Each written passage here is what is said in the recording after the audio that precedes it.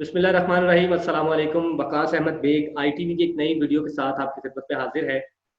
गुफ्तगू सेशन में आज की हमारी गुफ्तगू का टॉपिक जो है वो टेक्सटाइल इंडस्ट्री है और टेक्सटाइल के शहर फैसलाबाद से रिजवान अशरफ साहब, इंजीनियर रिजवान अशरफ साहब हमारे साथ मौजूद हैं, जो कि हमेशा फैसलाबाद से टेक्सटाइल इंडस्ट्री और दीगर ताजर बरादरी को ना सिर्फ जो है उनके मसाइल हल करवाने की कोशिश करते हैं, बल्कि खुद भी हमें पेश पेश नजर आते हैं।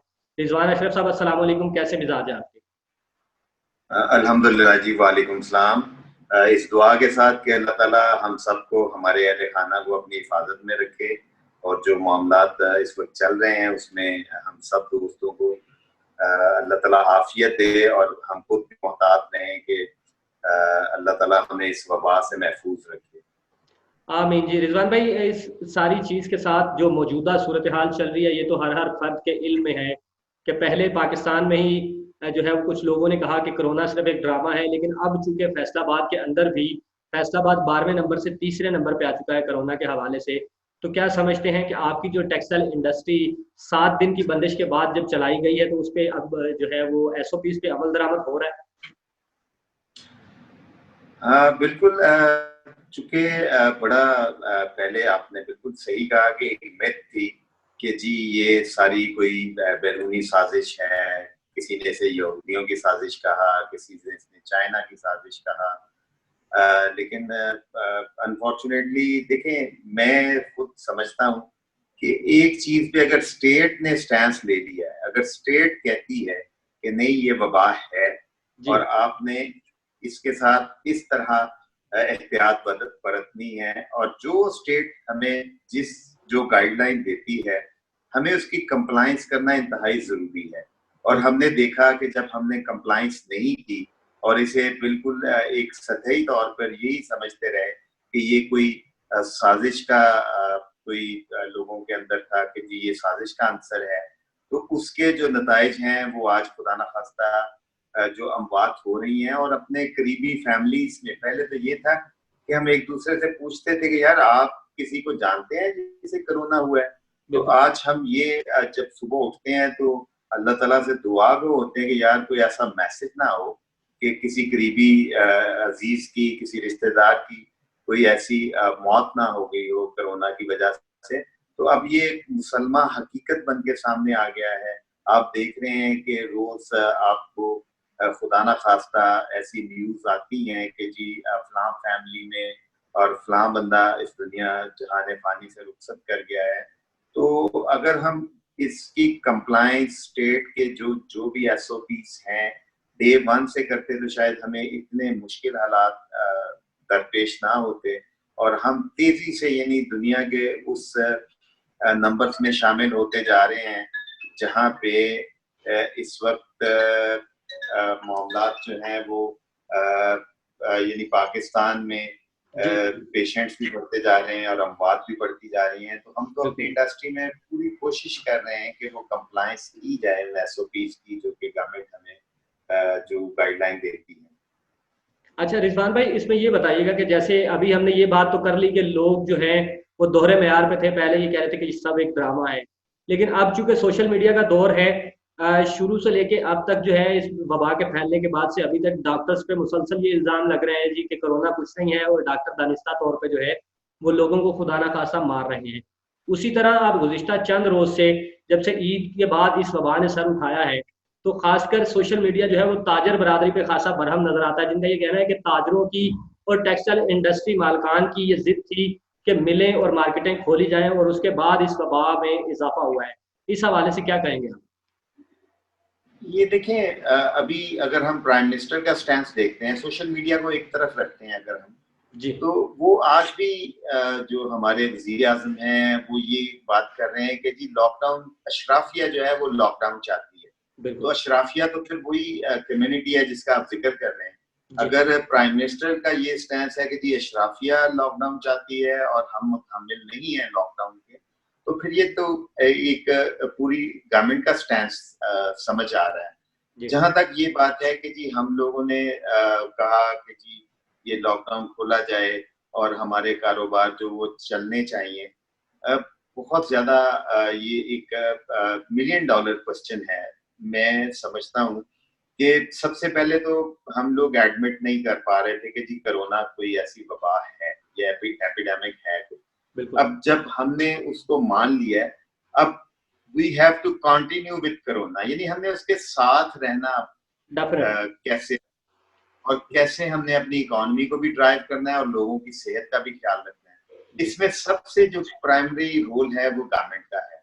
जी देखें, गवर्नमेंट पॉलिसी देती है कि आपने फलां टाइम से इतने बजे से इतने बजे तक आप अपने कारोबार पे जाएं, और आप हफ्ते में 4 दिन या 5 दिन काम करें। अब इसमें प्रॉब्लम क्या आता है? प्रॉब्लम कहाँ आता है? प्रॉब्लम यहाँ आता है कि अगर मैं लिटरली ये बात दावे से कह सकता हूँ कि हमारे अगर एक थाना, यानी अगर चाहे तो पूरे शहर में एसओपीज पे अमल दरामद करवा सकता है, बिल्कुल। लेकिन वहां पे करप्शन का आंसर बहुत ज्यादा है। हर जगह पे ये समझा गया कि यार मेरी ज्यादा बिक्री हो जाएगी, मैं चंद एक रुपए किसी भी कानून नाफिज करने वाले को दे दूंगा और फिर मेरा काम चलता रहेगा। और इसी तरह हुआ। जब लॉकडाउन था तब भी मामला कुछ हद तक चलते रहे। हमने बाकायदा तौर पे कंप्लेंट की कि जी बाजार जो है वहाँ एक्टिविटीज चल रही हैं और मिलों पे प्रेशर आ रहा है कि आप मिलें भी चलाएं क्योंकि हमारे पास आगे माल सेल हो रहे हैं। ये लॉकडाउन की बातें कर रहा हूँ। जी लेकिन हम लोगों ने ये बात एडमिनिस्ट्रेशन से की कि आप या उन्हें मुकम्मल तौर पे बंद कर दें या फिर हमें भी खोलने की इजाजत दे दें। अब हुआ ये था कि डेली वेजर्स आपके आपके जो मुख्तलिफ यानी वो लोग जो सैलरीड क्लास थे, जो अनस्किल्ड लेबर थी, अब उनके लिए एक हद तक मैनेज हो पा रहा था कि जी हम कोई राशन का बंदोबस्त कर देते, तो 15 दिन, को 20 दिन, 1 महीना। उसके बाद फिर बियॉन्ड दैट बड़ा मुश्किल था कि हम किसी भी सूरत उन लोगों के साथ वो तामुन कर पाते, क्योंकि फिर हमारे अपने मसाइल यानी अपने घरों के खर्चे जो हैं वो ऐसे तंग होना शुरू हो गए लोग, तो फिर वो प्रेशर बढ़ता गया। लेकिन मैं फिर ये बात कहूंगा कि जो गवर्नमेंट ने स्मार्ट लॉकडाउन का नारा दिया या जो कहा गया, उस पे अमल दरामद नहीं करवा पाई, और ये स्टेट की जिम्मेदारी थी कि वो अब एक आप देखें आपका पूरा मुआशरा तकरीबन जहां लिटरेसी रेट बिल्कुल लो लिटरेसी रेट के साथ है, जो हम बिल्कुल। 25-26% कहते हैं जी कि जी लिटरेसी रेट है, वहां पे आप समझें कि आप एसओपी की कंप्लायंस उस तरह करवा लें जिस तरह बिल्कुल। हम यूरोप के किसी मुल्क में किसी जगह पे उसकी कंप्लायंस हो रही हो, तो ऐसा पॉसिबल नहीं था। गवर्नमेंट को चाहिए कि गवर्नमेंट जितने भी एसओपीज हैं उस पे सख्ती करती अमल दरामद करवाने के लिए, और कोई रॉकेट साइंस नहीं थी कि वो सख्ती करे और हम लोग जो है उस पे कंप्लायंस ना करें। जी तो बिल्कुल। कुछ हद तक जिम्मेदार मैं समझता हूँ कि हमारी ताजर बरादरी हो सकती है, लेकिन ज्यादातर जिम्मेदारी उन इदारों पे है जिन्होंने ये सारा मैनेज करना था, जिन्होंने ये ऑब्जर्व करना था कि एसओपीज पे अमल हो रहे हैं नहीं हो रहे हैं। तो ये सिर्फ सोशल मीडिया या मीडिया कैंपेन के साथ ये सारे मामला हल नहीं होंगे, क्योंकि हम आदी नहीं। अब आप देखें ना, अगर हम आज मास्क पहनते हैं, तो मैं एक मिसाल देता हूँ कि मास्क अगर हमने नाक के नीचे पहन के रखा हुआ है, तो वो तो इसी तरह है जैसे मैंने पैंट पहनी और आगे से जिप खोल के रखी हो, तो बिल्कुल। उसका तो कोई फायदा नहीं पैंट इसमें पहनने इसमें का। कोई शक नहीं। तो मास्क के लिए हम आदी नहीं है। अब जब हमने हैबिट बनानी है इस चीज को, तो फिर हमने आज सख्ती शुरू की कि जी जो मास्क नहीं पहनेगा उसको हम पीनालाइज करेंगे, चौक पे रोक के। तो ये पहले दिन से अवेयरनेस कैंपेन रखते और चौक पे वॉलंटियर्स को खड़ा करते।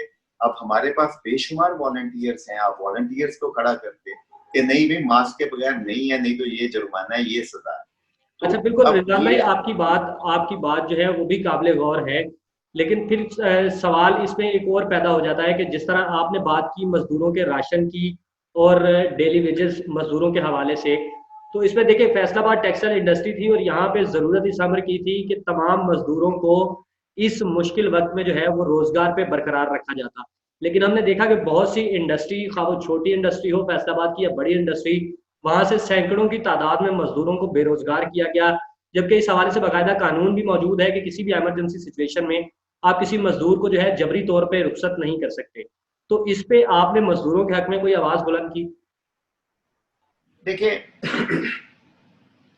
इंडस्ट्रीज जो है ना, फैसलाबाद में डाइवर्सिटी बहुत जी यानी अगर हम इंडस्ट्री के साइज की बात करते हैं तो बहुत स्मॉल कॉटेज इंडस्ट्री से लेके लार्ज स्केल मैन्युफैक्चरिंग तक है। अब जो कॉटेज इंडस्ट्री है, मसलन मैं समझता हूँ कि वहां पे बड़ा मुश्किल है कि आप उन लोगों को रिटेन कर सकें, मजदूरों को जो वहां पे काम कर रहे हैं, क्योंकि वहां पे अपने वसाइल इतने ज्यादा नहीं होते कि अपने घर का खर्च अखराजात बेहतर तरीके से इंसान चला ले, तो वो किसी और के बर्डन को कैसे शेयर करेगा। इसी तरह जैसे जैसे इंडस्ट्री का साइज बड़ा होता जाता है, उस तरह वो कैपेसिटी बेहतर होती जाती है कि हम रिटेन कर सकें, हम मजदूर को फारिग ना करें। लेकिन ये डिपेंड करता है कि what size of industry we are operating. अब यहाँ पे बहुत सारी इंडस्ट्री है जो होम एंड कॉटेज कहलाती है, जिसमें बहुत बड़ी वीविंग इंडस्ट्री है, वो बहुत बड़ा सेक्टर है। वहां पे आप एक एक खाते में अगर 10-10, 12-12 या 50-50 लोग में, तो वो बर्डन नहीं शेयर कर पाएंगे। एक हद तक कर सकते हैं कि वो एक महीने तक किसी का ख्याल रख लेंगे, उसके बाद उनकी कैपेसिटी खत्म हो जाती है, रिसोर्सेज डिप्लीट हो जाते हैं और गवर्नमेंट की सपोर्ट भी नहीं मिलती। अब गवर्नमेंट ने क्या किया, गवर्नमेंट ने कहा कि जी हम 5% या 4% पे लोन देंगे और 2.5 साल तक मतलब उसका अरसा होगा जी और वो हम देंगे सैलरीज के लिए। अब सिर्फ यहाँ ये चीज ध्यान में रखिएगा कि सिर्फ कॉर्पोरेट इंडस्ट्री जो है वो अवेल कर सकती है स्टेट बैंक की फैसिलिटी। जो स्मॉल और कॉटेज इंडस्ट्री है वो किसी सूरत उस फैसिलिटी को अवेल नहीं कर सकती। तो ये एक बड़ा काइंड ऑफ मिक्स थिंकिंग है कि जी वो मजदूर बेरोजगार हुआ और उसका ख्याल नहीं रखा गया। बेरोजगारी वहां पे ज्यादा हुई है जहां पे इंडस्ट्री का साइज छोटा था। जी जहां इंडस्ट्री बड़ी थी वहां वो बेरोजगारी का वो फैक्टर नहीं आया। अब गवर्नमेंट जो है वो उसको चूंकि कस्टोडियन है, गवर्नमेंट ने देखना है कि जी अब उन्होंने 12,000 की जो स्कीम लॉन्च की वो इन्हीं लोगों के लिए की कि जो लोग बिल्कुल कहीं भी किसी भी सूरत जिनके पास काम नहीं रहा। तो वो जो है एक ऐसा फैक्टर रहा गवर्नमेंट के पास। तो वो 12,000 भी यानी एक सपोर्ट मिली गवर्नमेंट की तरफ से। तो इसी बिल्कुल तरह मैं समझता हूँ कि गवर्नमेंट को और इनिशिएटिव भी लेने चाहिए थे कि हमें जो स्मॉल इंडस्ट्री थी उसमें भी डायरेक्ट पैसा इंजेक्ट करते विदाउट एनी आप समझ लें कि जी इंटरेस्ट फ्री उनको भी आप कोई ऐसी स्कीम स्टेट बैंक देता कि वो इंटरेस्ट फ्री पैसा उनके पास आ जाता उन लोगों के पास और वो आगे से कुछ ना कुछ लोगों को हेल्प आउट कर पाए। बिल्कुल तो वहां पे थोड़ा सा फ्लॉ रहा है कि जो स्मॉल स्केल मैन्युफैक्चरिंग थी या स्मॉल स्केल बिजनेसेस थे और इवन जो दुकानदार था छोटा, उसके लिए भी कोई आपने नहीं देखा कि सिवाय ये कि बिजली का कुछ उन्होंने इंसेंटिव दिया, लेकिन कोई ऐसा इंसेंटिव नहीं दिया था। अब जो दुकानदार है वो भी एक सेल्फ एम्प्लॉयड है, यानी उसने अपनी एम्प्लॉयमेंट खरीदी हुई है, हालांकि वो नौकरी नहीं कर रहा लेकिन वो अपनी नौकरी करते हुए अपना घर का किचन चलाता है। अब बिल्कुल उसके बारे में भी कोई पॉलिसी ऐसी नहीं आई गवर्नमेंट की तरफ से। चाहिए था कि स्टेट बैंक कोई स्कीम देता उन लोगों के लिए जो लोग खुद सेल्फ एम्प्लॉयड थे और उनको कोई ऐसे कर्ज दिए जाते, इंटरेस्ट फ्री लोन दिए जाते जो वो अगले 10 साल में या 8 साल में पे ऑफ करते। तो वहां पे भी एक गैप रहा। इस वजह से मैं समझता हूँ कि जहाँ छोटा बिजनेस था, छोटी इंडस्ट्री थी, छोटा कारोबार था, वो ज्यादा इफेक्ट हुआ है। और जो इंसेंटिव्स आए थे गवर्नमेंट की तरफ से बिजनेसमैन को वो थे जो कारपोरेट सेक्टर के लोग थे। तो एम्प्लॉयमेंट तो ज्यादा आप देखें वो एसएमईज में है, यानी हमारे अगर पूरे जनरल टोटल एम्प्लॉयमेंट देखें तो तकरीबन 70 to 80% एम्प्लॉयमेंट तो एसएमई देता है। छोटे छोटे बिजनेसेस, छोटे छोटे बिल्कुल कारोबार आपके एम्प्लॉयमेंट देते हैं। एक एक दुकान में अगर देखते हैं तो 3-3, 4-4 लड़के काम कर रहे होते हैं। इसी तरह इंडस्ट्री छोटी है, वहां तो 50-100 के करीब लोग होते हैं। जो बड़ी इंडस्ट्री होती है कॉर्पोरेट सेक्टर में, एक तो वहां पे वैसे टेक्नोलॉजी की वजह से यानी कम एम्प्लॉयमेंट होता है, तो वहां पे थोड़ा सा गवर्नमेंट का फोकस नहीं रहा जिसकी वजह से ये मसाइल सामने आए। अच्छा रिजवान भाई, हम बात कर रहे हैं टेक्सटाइल पे, तो टेक्सटाइल खासकर एक्सपोर्टर्स के एक्सपोर्टर अफराद जितने हैं उनके लिए आप बड़ा एक नुमाया चेहरा है कि आप मुख्तलिफ एक्टिविटीज़ जो है वो ना सिर्फ उनके लिए करते रहते हैं बल्कि गवर्नमेंट लेवल पे जो उनके मसाइल हैं उनको हल करवाने की कोशिश करते हैं। हमने देखा कि पहली बार अक्टमा में यहाँ पे सदर पाकिस्तान आरफ अलवी साहब ने भी गुज़िश्ता माह शायद विजिट किया और आपकी उनके साथ मुलाकात भी हुई। अब क्या समझते हैं कि गुज़िश्ता बरसों में जिस तरह से वादे किए गए थे पीटीआई गवर्नमेंट की जानिब से टेक्सटाइल की सनत को जो है वो मजीद परवान चढ़ाने के, वो तो पूरे नहीं हो सके, लेकिन आइंदा आने वाले जिस बजट की बाज़गश्त जो है अभी सुनाई दे रही है, उस हवाले से क्या उम्मीदें हैं और क्या सजेशन अभी तक आपने दी है गवर्नमेंट को? देखिए मैं तो फोकस्ड हूँ 3-4 चीजों पे। जी, नंबर वन ये कि टेक्सटाइल जो है वो जीरो रेटेड रेजीम में था, उसे वापस उसको लेके आना चाहिए जी, अगर आपने एक्सपोर्ट को बेहतर करना है, क्योंकि आपके रिफंड्स, अगर ये कोविड-19 ना आता तो आपके रिफंड्स रिलीज नहीं होने थे। ये जी। तो कोरोना की वजह से गवर्नमेंट ने फौरी तौर पे फंड्स रिलीज किए, कुछ अमाउंट एलोकेट की, तो वो मिल गया एक्सपोर्टर्स को। अभी आप क्या समझते हैं कि जो आने वाला बजट है, उसमें आपके लिए क्या मज़ीद बेहतरी होनी चाहिए? जिस तरह मुख्तलिफ दूसरी लोग जो हैं सजेशंस देते हैं गवर्नमेंट को, जिस तरह चैम्बर ऑफ कॉमर्स की जानिब से सजेशंस जाती हैं, आपने जो सजेशंस दिए हैं उस पे कोई अमल दरामद आपको लग रहा है कि इस बार बजट में होगा? देखिए मैं तो पहले ये समझता हूँ कि गवर्नमेंट को अंडरस्टैंड करना चाहिए कि ये एक this is a new era, यानी हम अब प्री कोविड और पोस्ट कोविड एक दो मुख्तलिफ एराज में आ चुके हैं। बिल्कुल, अब पॉलिसी बड़ी यानी डिफरेंट होगी फॉर गवर्नमेंट भी और हमारे कारोबार में भी। पहली चीज तो ये है कि अब जो हमारे पास कैपेसिटी थी ना, उस कैपेसिटी को हमने अगर कैपेसिटी बिल्डिंग ना की, क्योंकि अब डिमांड चेंज होगी दुनिया, जी, वो डिमांड जो पहले कभी भी नहीं थी, उस चीज की डिमांड सबसे ज्यादा होगी, जिसकी बहुत बड़ी मिसाल है कि नॉन वोवन में आपके मास्क हैं, गाउन्स हैं, यानी जो डिस्पोजेबल आपका जितना भी हेल्थ के रिलेटेड जो भी चीजें हैं, उसकी डिमांड दुनिया में बहुत ज्यादा होगी। बिल्कुल। अब हमारे पास वो कैपेसिटी नहीं है कि हम वो चीजें बना के बाहर भेज सकें। हमें अब गवर्नमेंट को चाहिए कि ऐसे सॉफ्ट लोन दे विदाउट एनी इंटरेस्ट, कि हम अपनी कैपेसिटी को बिल्ड कर सकें दुनिया की डिमांड को पूरी करने के लिए। जी, अब वहां पे स्टेट बैंक को कुछ ना कुछ एलोकेट करना पड़ेगा। फिर अब गवर्नमेंट के पास एक और बेहतर ऑप्शन आ गई कि जो एनर्जी की प्राइस है वो इंटरनेशनली बहुत नीचे आ गई। पहले गवर्नमेंट हमेशा फिक्स रहती थी कि महंगी चीज लेके सस्ती देती थी, जी, हमें कुछ यानी रीबेट आती थी हमारे बिजली और गैस के बिलों में। जी, अब गवर्नमेंट को वो रीबेट देने की जरूरत नहीं, यानी इस महीने अगर हम देखते हैं तो एलएनजी की प्राइस $6.125 पर MMBTU है। आगे हमें रीबेट दे के $6.5 पे थी, अब वो उससे भी नीचे आ गई है। बिल्कुल, इसी तरह बिजली की प्राइस, अब आईएमएफ का प्रेशर भी नहीं है कि चीजों की कीमतें बढ़ाई जाए, ऑयल प्राइसेस नीचे आ गई हैं। यानी एनर्जी नीचे आने से गवर्नमेंट को कुशन मिल गया है कि कुछ हमें रीबेट की शक्ल में, यानी हम डायरेक्ट एक्सपोर्ट करें तो कुछ ना कुछ हमें 5-6% की रीबेट हमें गवर्नमेंट दे, ताकि हम कंपेटेबल रहें। दुनिया में डिमांड कम हो रही है उन चीजों की जो हमारी स्ट्रेंथ थी, और सप्लाई ज्यादा हो रही है। अब जब सप्लाई ज्यादा होगी, लामाला हमारा बायर जो है वो कम से कम कीमत खर्च करके वो चीजें खरीदने की कोशिश करेगा। तो लिहाजा हमें कंपेटेबल रहने के लिए गवर्नमेंट को थोड़ा सा सपोर्टिव होना पड़ेगा। एक चीज ये बड़ी इंपॉर्टेंट है जो गवर्नमेंट को जी, करना होगी। और फिर ये कि हमारा जो इंफ्रास्ट्रक्चर है टेक्सटाइल का, इसकी कैपेसिटी बिल्डिंग बहुत जरूरी है। हमारे पास अभी भी हम पावर लूम पे काम कर रहे हैं, कन्वेंशनल जिनिंग टेक्निक्स हैं, वही हमारी साइजिंग की पुरानी कन्वेंशनल है, प्रोसेसिंग हम कन्वेंशनल कर रहे हैं।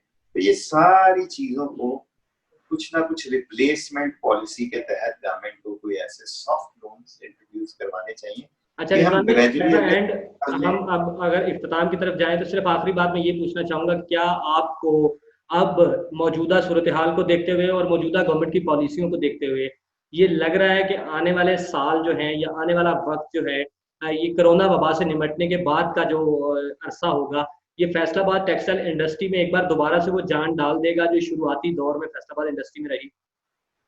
देखिए मैं तो कोरोना को समझता हूँ कि ये भी एक बिजनेस के हवाले से एक अपॉर्चुनिटी है। अब नई चीजों की डिमांड है। मैं नहीं समझता कि कोरोना को हम लेके इतने हो जाएंगे यार, जब हमारी वो चीजें बिकना शुरू हो जाएंगी, जब कोरोना खत्म होगा तो हम फिर दोबारा रिवाइव करेंगे। हम तो आज ही रिवाइव कर सकते हैं। आज दुनिया में ये नहीं कि चीजों की डिमांड खत्म हो गई है, चॉइसेस बदल गई हैं, चीजें बदल गई हैं। अब हम वो नई चीजें क्यों नहीं एक्सपोर्ट कर पा रहे? आज पाकिस्तान से नॉन वोवन की एक्सपोर्ट बैन है, उसकी वजह है कि हमारी लोकल जितनी कंजम्पशन है उतनी हमारी प्रोडक्शन नहीं है, तो हमने बिल्कुल, बैन की हुई है और दुनिया में डिमांड है उसकी। आज आप बिल्कुल, उसको कैपेसिटी को बिल्ड करें, अगले 6-8 महीनों में आपकी एक्सपोर्ट मैं समझता हूँ डबल भी हो सकती है, क्योंकि डिमांड है। चाइना ने इतनी बड़ी यानी मार्केट को कैप्चर किया है पिछले एक ये जो 3 4 5 6 महीनों में। हम भी खुद ये KN95 मास्क हम चाइना से आ रहा है, फलानी चीज चाइना से आ रही है जी, ये गाउन डॉक्टर्स के चाइना से आ रहे हैं। तो ये सारी चीजें हम बना सकते हैं, हमारे पास कैपेसिटी, सिर्फ ये है कि कैपेसिटी बिल्डिंग की जरूरत है, हमारी नई मशीनरी आने की जरूरत है। तो हम अपने आप को चेंज नहीं करेंगे, तो हम अगर इंतजार करते रहे कि अब वो डिमांड क्रिएट होगी जो हमारे पास, जिसकी मशीनरी है, जो हमारा इंफ्रास्ट्रक्चर है, तो मैं नहीं समझता कि हम रिवाइव कर सकेंगे, हम बिल्कुल डाउन हो जाएंगे। और अगर यही हालात रहे तो अगले 5 6 महीनों में, साल में हमारी एक्सपोर्ट भी तो 4 से 5 बिलियन नीचे आ जाएगी, क्योंकि अभी लॉकडाउन चल रहे हैं, रिटेल के स्टोर्स खुले नहीं है। जब वो खुलने हैं तो डिमांड तो क्रिएट होगी, लेकिन इस टाइम को भी तो हमने देखना है कि क्या आज यानी वॉशेबल और रीयूजेबल जितने गाउन्स हैं, मेडिकल गाउन्स हैं, शीट्स हैं, उसकी डिमांड नहीं है। आज सिर्फ उसकी डिमांड है कि आपने एक दफा यूज किया, फेंक दिया, क्योंकि कोरोना ने कल्चर चेंज कर दिया है। हमने उस कल्चर को ऑप्ट करना है, हमने उसके साथ चलना है। इस तरफ हमें सोचना होगा, ना कि हम ये सोचें कि हम रिवाइव करेंगे जब मार्केट खुलेगी। आज भी बेशुमार अपॉर्चुनिटीज हैं। मेरे पास 100 तरह की क्वायरीज आ रही हैं कि जी हमें नॉन वोवन में 2 लाख गाउन चाहिए, कोई 4 लाख गाउन चाहिए, लेकिन हमारी एक्सपोर्ट बैन है, हम नहीं एक्सपोर्ट करेंगे, क्योंकि लोकल नीड्स जो हैं वो हमारे पास पूरी करने के लिए कैपेसिटी, तो हम एक्सपोर्ट क्या करेंगे? तो ये चीजों को अंडरस्टैंड करना होगा। इस पे आपको गवर्नमेंट को बड़ा सेंसिबली सोचना होगा। ये कोई अच्छे वक्त के इंतजार के पीछे हमें ये वक्त जाया करने की जरूरत नहीं है। रिजवान भाई बहुत शुक्रिया आपका कीमती वक्त देने का और इन चीज़ों के हवाले से आगाह करने का। खासकर सबसे बेहतरीन सवाल हमारा आज का ये रहा कि ताजिर का कितना कसूर है कोरोना के फैलाव के हवाले से। इंशाल्लाह मजीद भी जैसे जैसे बजट करीब आएगा आपसे मुफीद मशवरे और मुफीद मालूमात जो है वो जैसे आप खुद लोगों तक पहुंचाते हैं, हम भी अपने इस प्लेटफॉर्म के जरिए से लोगों तक पहुंचाते रहेंगे। तो बहुत शुक्रिया, आपने अपना कीमती वक्त दिया। थैंक यू वेरी मच, आपका भी बहुत शुक्रिया जी। और वी होप के आने वाले दिनों में जो भी कोई ऐसे नए सिनेरियोस जो भी डेवलप होते हैं उसके अकॉर्डिंगली फिर हम आपसे दोबारा बातचीत करेंगे। जी इंशाल्लाह ज़रूर जी, बहुत शुक्रिया, अल्लाह हाफिज़।